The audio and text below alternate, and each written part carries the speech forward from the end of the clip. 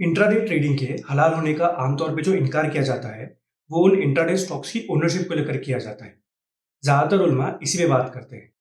लेकिन 2 मिनट के लिए फ़र्ज़ कर लेते हैं कि स्टॉक खरीदते ही आपको उसकी ओनरशिप मिल जाती है। शरीयत में किसी चीज़ को खरीदने और बेचने के बीच किसी मुतय्यन वक़्त का गुज़रना ज़रूरी नहीं है। तो अगर ओनरशिप साबित है, तो क्या इंट्राडे स्टॉक ट्रेडिंग हलाल है? उम्मत में इंट्राडे ट्रेडिंग के मुद्दे पर काफ़ी चर्चा है। अलग-अलग उलमाओं के अलग-अलग फैसले दिए हैं और फिर आम मुसलमान ये फैसलों को लेकर बहस में पड़ते हैं कि क्या सही है और क्या गलत। अगर हम थोड़ा गौर फरमाएं तो 5 इंपॉर्टेंट मुद्दों पर बहस है जिस पे आज हम बात करेंगे। इस वीडियो के खत्म होने तक इंशाअल्लाह आप पूरे एतमाद और कॉन्फिडेंस के साथ कह सकेंगे कि आपने इंट्राडे ट्रेडिंग करना चाहिए भी या नहीं।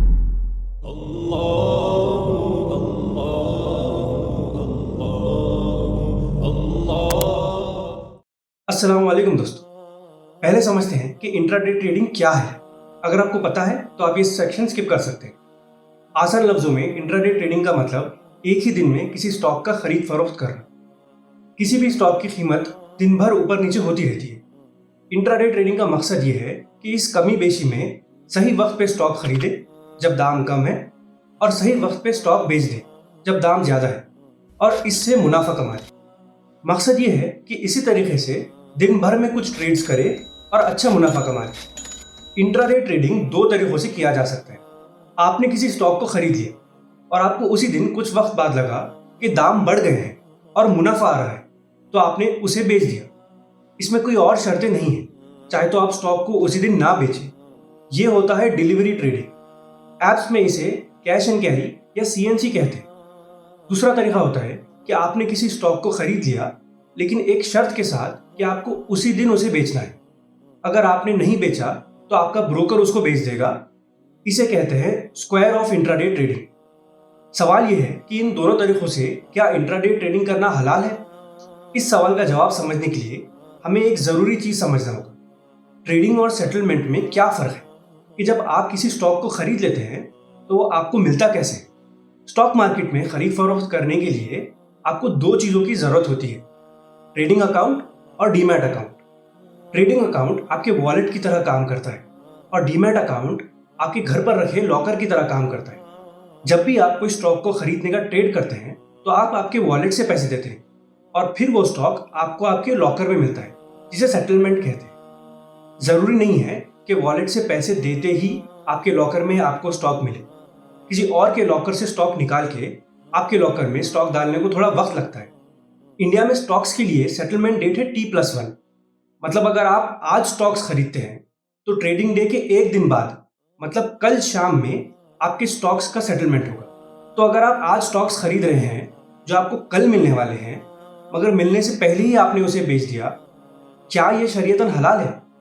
तिरमिजी और अबू दाऊद की सही हदीस है कि हमारे रसूल सल्लल्लाहु अलैहि वसल्लम ने फरमाया कि किसी चीज को मत बेचो अगर तुम उसके मालिक ना हो। और इसी से आता है सबसे पहला और सबसे आम मसला। अगर आप किसी स्टॉक के मालिक नहीं हैं तो क्या आप उसका खरीद फरोख्त कर भी सकते हैं? मगर मालिक होने के 2 मतलब हो सकते हैं। पहला कि आप मालिक हैं और वो चीज आपके कब्जे में है, इसे कहते हैं फिजिकल ओनरशिप। और दूसरा कि आप मालिक हैं और वो चीज की जिम्मेदारी और लायबिलिटी या रिस्क आप पे है, चाहे वो चीज आपके कब्जे में हो या ना हो। इसे कहते हैं कंस्ट्रक्टिव ओनरशिप। इससे पहले मैंने आपको सिर्फ आधी इंफॉर्मेशन बताया। T+1 डे सेटलमेंट का वक्त सिर्फ डिलीवरी ट्रेडिंग के लिए होता है। लेकिन अगर आप स्क्वायर ऑफ इंट्राडे ट्रेडिंग कर रहे हैं फिर तो आपको स्टॉक मिलता भी नहीं है। आपको सिर्फ आपके खरीदे हुए और बेचे हुए दाम का फर्क मिलता है। तो डिलीवरी ट्रेडिंग में एक दिन बाद आपको फिजिकल ओनरशिप मिलती है और इंट्राडे ट्रेडिंग में तो आपको फिजिकल ओनरशिप मिलती ही नहीं। और सेटलमेंट से पहले ना ही आपको उस स्टॉक पे डिविडेंड मिलता है और ना ही वोटिंग राइट्स। तो आप पर उस स्टॉक के दाम बढ़ने घटने का रिस्क तो है, मगर फायदा और जिम्मेदारी जैसे डिविडेंड्स मिलना या वोटिंग राइट्स मिलना, ये दोनों नहीं होते। ये जिम्मेदारी आपको सिर्फ सेटलमेंट के बाद ही मिलती है। तो सिर्फ रिस्क रहना मगर फायदा और जिम्मेदारी में हिस्सा नहीं रहना, इसको चारों बड़े फिक्र मतलब हनफी, शाफी, मलिकी और हम्बली फिक्र के हिसाब से कंस्ट्रक्टिव ओनरशिप नहीं माना जाता है।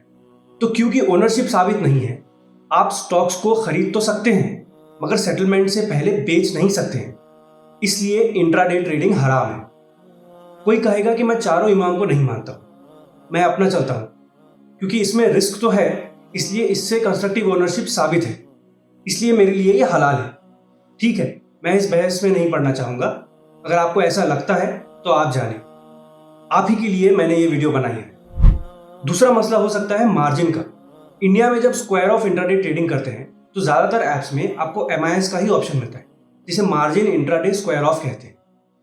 इसका मतलब ये होता है कि मसलन आपके पास ट्रेडिंग करने के लिए 1000 रुपए है, तो ब्रोकर आपको सामने से 9000 रुपए का लोन देता है ट्रेडिंग करने के लिए। ये लोन को मार्जिन या लेवरेज कहते हैं। मगर ब्रोकर आपको ये लोन देता क्यों है? जब आप सिर्फ 1000 रुपए से ट्रेडिंग करते हैं और स्टॉक्स की वैल्यू 10% से बढ़ जाए तो आपको 100 रुपए का मुनाफा होगा। इसमें से ब्रोकर अपना 1% ब्रोकरेज रखेगा। 1100 रुपए का 1% मतलब 11 रुपए। मगर जब आप मार्जिन के साथ ट्रेडिंग करते हैं तो आप सिर्फ 1000 रुपए से ही 10,000 रुपए के स्टॉक खरीद रहे हैं। फिर अब जब स्टॉक की वैल्यू 10% से बढ़ जाए तो आपको 1000 रुपए का मुनाफा होगा, और इसमें से ब्रोकर अपना 1% ब्रोकरेज रखेगा, मतलब 110 रुपए। तो जहां आपको 100 रुपए का मुनाफा हो रहा था, अब आपको मार्जिन की वजह से 1000 रुपए का मुनाफा हो रहा है। और जहां ब्रोकर 11 रुपए कमा रहा था तो अब वो 110 रुपए कमा रहा है। तो इसमें दोनों का फायदा हुआ, आपका भी और ब्रोकर का भी। जब दोनों का फायदा है तो मसला क्या है? मसला ये है कि ब्रोकर आपको जो लोन दे रहा है शायद वो हलाल नहीं है।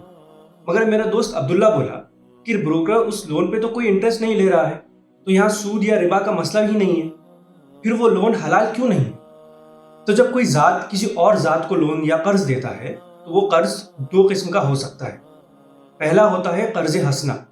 ये वो कर्ज है जिसकी नीयत सिर्फ ये है कि किसी की मदद हो जाए और आपको इस कर्ज से सवाब के अलावा कुछ नहीं मिल रहा हो। दूसरा होता है कर्ज रिबावी। ये वो कर्ज है जिससे कर्ज देने वाले को कुछ ना कुछ फायदा होता है। ऐसा नहीं है कि सिर्फ सूद या रिबा को ही फायदा कहा जाएगा, वो फायदा कोई और शक्ल में भी हो सकता है, जैसे कि कोई तोहफा या एक्स्ट्रा ब्रोकरेज। हर वो कर्ज जो कर्ज हसना नहीं होता है वो कर्ज रिबावी होता है, और उस कर्ज रिबावी में जो भी फायदा हो रहा है वो रिबा में ही शुमार होता है। रिबा के खिलाफ अल्लाह सुब्हानहू व तआला और हमारे रसूलुल्लाह सल्लल्लाहु अलैहि वसल्लम ने काफ़ी सख्त लफ्ज़ों का इस्तेमाल किया है, और ऐसे लोग जो रिबा में मुब्तला होते हैं उनके खिलाफ जंग का ऐलान किया है। इसमें सूद लेने वाला, सूद देने वाला, उस सूद के कॉन्ट्रैक्ट को लिखने वाला और उस सूद के कॉन्ट्रैक्ट पे जो गवाह है, ये सब शुमार है। जब वो ब्रोकर आपको लोन दे रहा है वो सदक़े के लिए नहीं दे रहा है, वो इसलिए दे रहा है ताकि जहां वो ब्रोकरेज में 11 रुपए कमा रहा था अब वो 110 रुपए कमाएगा। ये लोन कर्ज हंसना नहीं है, और इसलिए आपके लिए जायज़ नहीं है कि आप इस मार्जिन के साथ ट्रेड करें।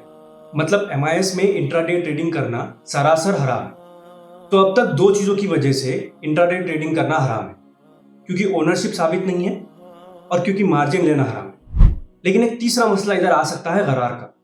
गरार समझने से पहले समझते हैं कि ट्रेडिंग और इन्वेस्टिंग में क्या फ़र्क है और रिस्क किसे कहते हैं। अगर आपको मालूम है फिर भी एक बार समझ लीजिए। इन्वेस्टिंग मतलब किसी चीज़ पे पैसा खर्च करना ये उम्मीद में कि आगे जाके आपको उससे कुछ फ़ायदा मिलेगा, जैसे घर खरीदना या एजुकेशन पे खर्चा करना या स्टॉक्स खरीदना। स्टॉक्स के केस में ये फ़ायदा पैसों की शक्ल में दिखेगा, या तो डिविडेंड से या फिर स्टॉक प्राइस बढ़ने से। ट्रेडिंग का मतलब है कि आप इन्वेस्टमेंट्स का खरीद फरोख्त कर रहे हैं। दोनों का मकसद है पैसे कमाना, लेकिन ट्रेडिंग और इन्वेस्टमेंट में सबसे पहला फ़र्क जायजे का है। इन्वेस्टर एक कंपनी को स्टडी करता है ताकि उसे समझ आए कि कंपनी आगे जाके कितनी तरक्की करेगी, और ये समझने के बाद वो इस कंपनी के स्टॉक्स को खरीदता है। ट्रेडर को सिर्फ स्टॉक प्राइस से मतलब है, वो इस स्टॉक प्राइस के टेक्निकल्स को स्टडी करता है। मतलब इतिहास में इस कंपनी के स्टॉक प्राइस में क्या पैटर्न्स या ट्रेंड्स थे, ताकि अगर आगे जाके उसे ये पैटर्न्स दिखे तो वो प्रेडिक्ट कर सकता है या और अंदाज़ा लगा सकता है कि स्टॉक प्राइस क्या होगा, और उस प्रेडिक्शन और अंदाजे पर खरीद फरोख्त करता है। उस कंपनी के कारोबार में अभी क्या चल रहा है या कोई न्यूज़ आई है उस कंपनी पर, अगर इन चीज़ों से शॉर्ट टर्म में स्टॉक प्राइस पे कुछ असर नहीं होगा तो फिर ट्रेडर्स को इन चीज़ों से फ़र्क नहीं पड़ता है। लेकिन रिसर्च से साबित है कि शॉर्ट टर्म प्राइस मूवमेंट्स बेतरतीब होते हैं, क्योंकि अगर ये प्राइस मूवमेंट्स मुसलसल किसी पैटर्न पे चलते तो आप यकीन से कह सकते हैं कि कोई इसका एल्गोरिदम लिख के अरबपति बन चुका होता। लेकिन ऐसा नहीं है। ऐसा भी नहीं है कि पैटर्न्स नहीं होते हैं, पैटर्न्स होते हैं, लेकिन पैटर्न्स की बुनियाद पे मुसलसल पैसे कमाना मुमकिन नहीं है। जो प्राइस मूवमेंट हो चुका है उसे देखकर यह बताना बहुत आसान है कि ये पैटर्न था और कैसे खरीदना चाहिए था और कैसे बेचना चाहिए था। ये सब एक्सपर्ट्स करते हैं। एक चार्ट आप किसी शख्स को बताइए, वो कहेगा कि पैटर्न ए है, और वही चार्ट किसी दूसरे शख्स को बताइए, वो कहेगा पैटर्न बी है। यही वजह है कि जितने भी एक्सपर्ट्स आपको ट्रेडिंग के कोर्सेज बेच रहे हैं, आप एक बार चेक कीजिए वो असल में ट्रेडिंग करने से कितने पैसे कमाते हैं। अगर वो वाकई में एक्सपर्ट होते तो जितना वक्त वो कोर्सेज बेचने में लगा रहे हैं, अगर उतना ही वक्त ट्रेडिंग में लगाते तो कई गुना ज्यादा कमा लेते। चार्ट्स और पैटर्न से आप सिर्फ ट्रेडिंग वॉल्यूम प्रेडिक्ट कर सकते हैं, मगर प्राइस नहीं।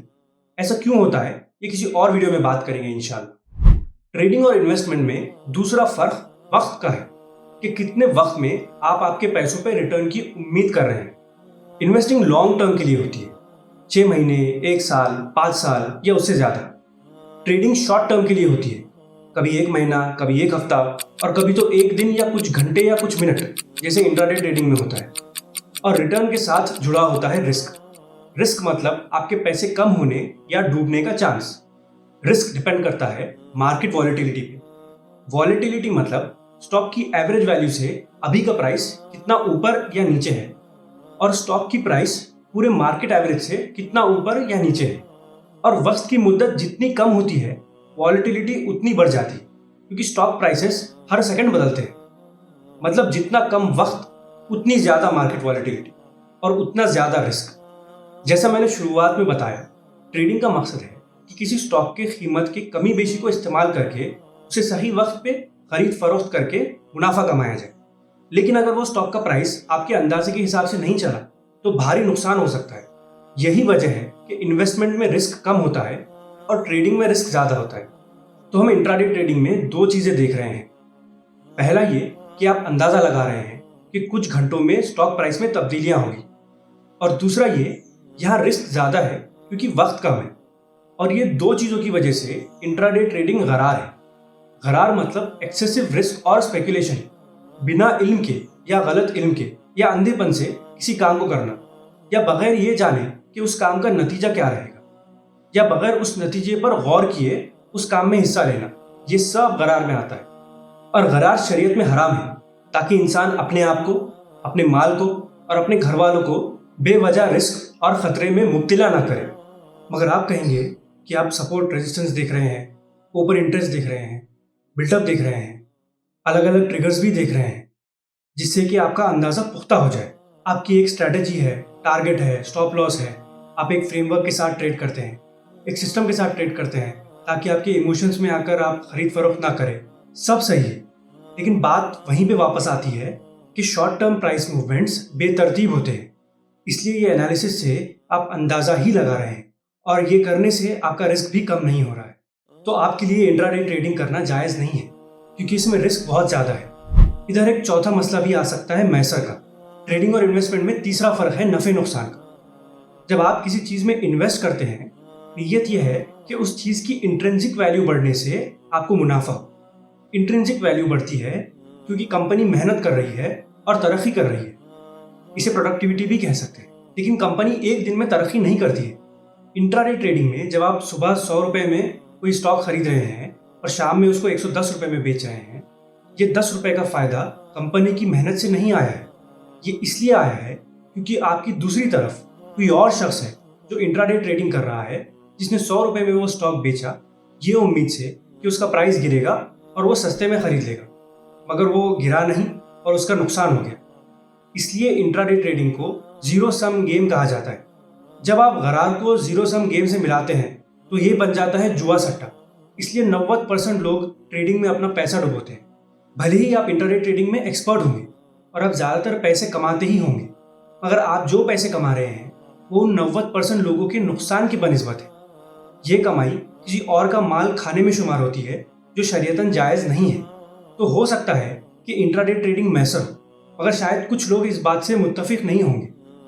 मैं इनसे कहना चाहूँगा कि सिर्फ मुस्लिम स्कॉलर्स ही नहीं, काफ़ी सारे फाइनेंशियल एक्सपर्ट्स भी इंट्राडे ट्रेडिंग को जुए सट्टे के बराबर समझते हैं। मैंने आपको अब तक 4 चीज़ें बता दिया हूँ कि इंट्राडे ट्रेडिंग हराम क्यों है। ओनरशिप, मार्जिन, रिस्क और अंदाज़ा और जुआ। लेकिन एक बहुत सिंपल सवाल मेरी पूरी वीडियो को पलट सकता है।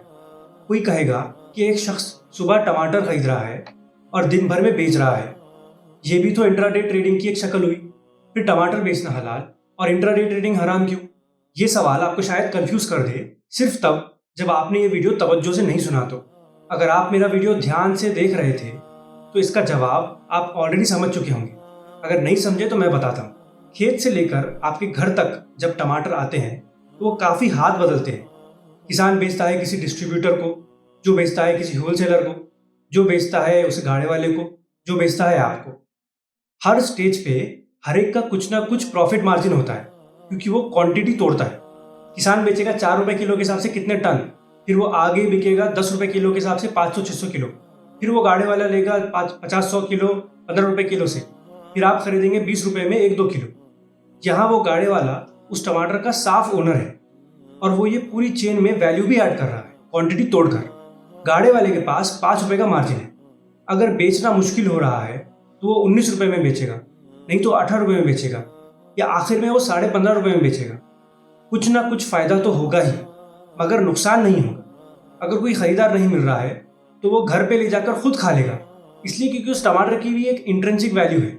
मतलब यहाँ रिस्क तो है, मगर ये नहीं है कि उसका पूरा पैसा ज़्यादातर डूब जाएगा। हाँ, हो सकता है कि कभी बारिश तूफान आ जाए, आग लग जाए और खुदा न खास्ता ऐसा कुछ और नुकसान हो जाए, मगर ये नुकसान तवक्कुल मतलब अल्लाह पे भरोसा रखने का हिस्सा है। इंशाअल्लाह इस मौजू पर भी हम इंश्योरेंस वाली वीडियो में बात करेंगे। और जब वो 15.5 रुपए में भी बेच रहा है तो वो किसी और का नुकसान नहीं कर रहा है। उल्टा अगर आप उसे 15.5 रुपए में खरीद रहे हैं तो आपका 4.5 रुपए का फायदा हो जाएगा, क्योंकि दूसरे दुकान वाले तो वैसे भी 20 रुपए में आपको बेच रहे थे। तो यहाँ पे वो गाड़े वाला किसी और के नुकसान के बनिस्बत पैसे नहीं कमा रहा है। अब आप ही मुझे कमेंट्स में बताइए कि टमाटर की ट्रेडिंग करना हलाल है या हराम। 3 साल के वक्फे में सिर्फ 1% एक्टिव ट्रेडर्स किसी बैंक डिपॉजिट पे मिले इंटरेस्ट से ज़्यादा पैसे कमा पाते हैं। आप देखिए सक्सेस रेट कितना कम है। तो अगर आप अभी भी इंट्राडे ट्रेडिंग करना चाह रहे हैं तो पहले तो आप मान रहे हैं कि आप चारों इमाम में से किसी को फॉलो नहीं करते। फिर आप मान रहे हैं कि रिस्क है, मतलब कंस्ट्रक्टिव ओनरशिप है, भले ही जिम्मेदारी ना हो। आप मार्जिन का इस्तेमाल नहीं कर रहे हैं। आप एक बहुत बड़े एक्सपर्ट हैं जिससे आप स्टॉक प्राइस में कमी बेशी क्या होगी ये काफ़ी हद तक मालूम है, और इस मालूमात की वजह से इंट्राडे ट्रेडिंग में आपका रिस्क बहुत कम है। कि आपका मानना है कि ये जीरो सम गेम नहीं है जिसकी वजह से ये सट्टा नहीं है। और आखिर में ये कि आप सिर्फ शरिया कंप्लायंट स्टॉक का ही खरीद फरोख्त कर रहे हैं। अगर इसमें से एक भी चीज़ नहीं है तो फिर आप पर इंट्राडे ट्रेडिंग करना हराम है। बाकी अल्लाह आलम। मेरी नीयत है कि हमारे मुआशरे में जो भी लोग इंट्राडे ट्रेडिंग कर रहे हैं उन तक ये बात पहुँचे और वो खुद अपने आप के लिए फिर फैसला करें कि इंट्राडे ट्रेडिंग करना सही है या नहीं। तो मेरी गुजारिश है आपसे कि ये वीडियो आपके दोस्तों में ज़रूर शेयर कीजिए। जो भी बात हुई है ये शरिया कंप्लायंट स्टॉक्स के लिए है। अगर स्टॉक्स शरिया कंप्लायंट नहीं है तो फिर आप उसमें ट्रेडिंग कर ही नहीं सकते। स्टॉक्स शरिया कंप्लायंट है या नहीं ये आप खुद पता कर सकते हैं ये वीडियो देख के। आप चाहते हैं कि मैं किसी टॉपिक पे बात करूं तो कमेंट से मुझे बताइए। इंशाल्लाह जल्दी मिलेंगे अगली वीडियो में। अस्सलामु अलैकुम वरहमतुल्लाहि वबरकातुहू।